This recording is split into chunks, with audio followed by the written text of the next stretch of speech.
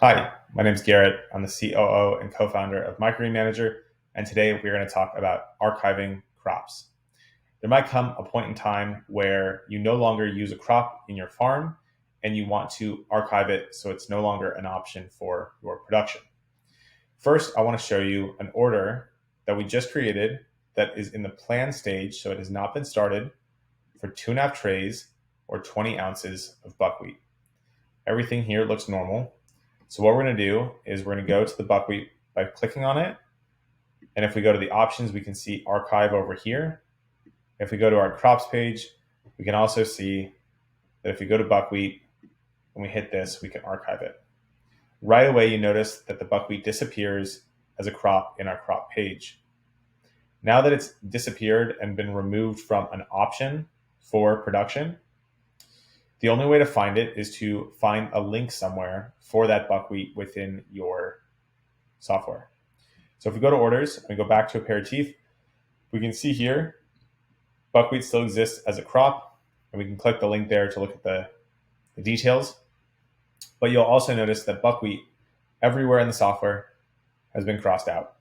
This is to show you, the farmer, that it is still being referenced because there are still things that involve this crop, but it has been archived and it is on its way out. So it'll still show up in the system until, we can see it here in our tasks, it'll continue to show up in tasks, in plantings, in orders, and in harvests until it has been worked out of the system. And what you can do is if you find a link for it, you can go back up to the options and you can unarchive it. The status has been moved back to active. And if we go back to our orders page, we will see that the X or the cross out has been removed once again.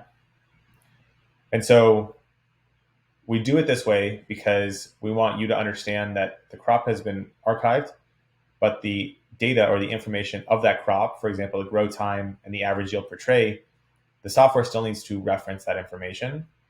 And so that's why it exists, but it is crossed out. And that is what happens when you archive a crop. The same thing will happen when you archive a crop that is involved in a recurring order.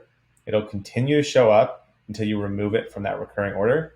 And if that recurring order goes on forever, it'll remain crossed out but present in your system until you swap that out or remove or cancel that recurring order.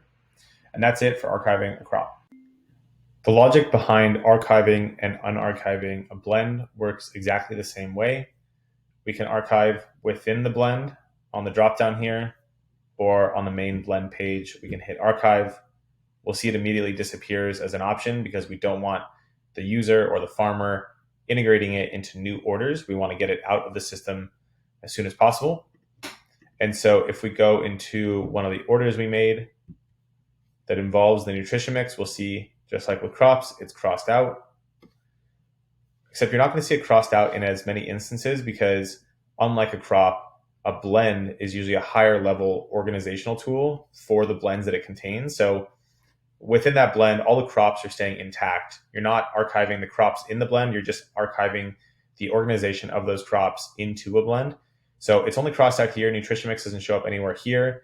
It doesn't show up anywhere on the task page. So the logic is the same. It just shows up less frequently. And what we can do is we can go in and we can unarchive it.